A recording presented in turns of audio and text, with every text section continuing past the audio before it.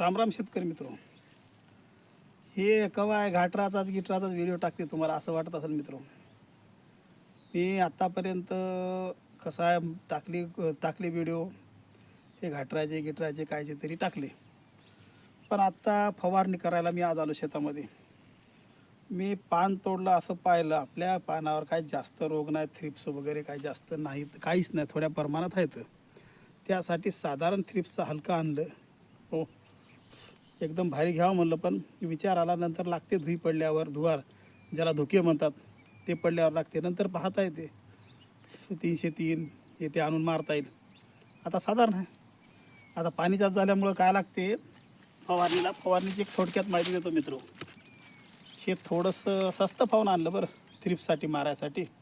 चांगले हिरवी कळा वगैरे टिकून राहा म्हणून मारण्यासाठी आणलं. पाणी भरपूर आहे ना, आणि बुरशीचं प्रमाण खूप वाढलं पाण्यामुळं. त्याच्यामध्ये बुरशीनाशक आणलं हे.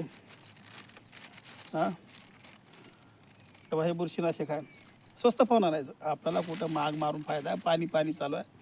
आणि बोंडाळीचं प्रमाण, ह्या दोन गोष्टी जास्त वाढल्या, बुरशी आणि बोंडाळी.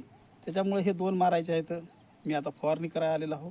शेतकऱ्यापर्यंत माहिती पोहोचायची. थोडंसं ओला असल्यामुळं कापूस फवारणी मारणं होत नाही, म्हणून थोडासा व्हिडिओ टाकत आहो. बस महागाचं मारून काही उपयोग नाही म्हणलं. पाणी अजून येणारच आहे. थोडा आपला हलक्यात भाग व्हावं, थ्रिप्स मारावं, मोकळं व्हावं. नंतर पाहता येते भारीचं मारायचं. सध्याला थ्रिप्स खूप कमी आहेत, फक्त बुरशी वाढलेली आहे म्हणून त्याच्यासाठी मारणं आहे, पातेगळ होऊ नये म्हणून.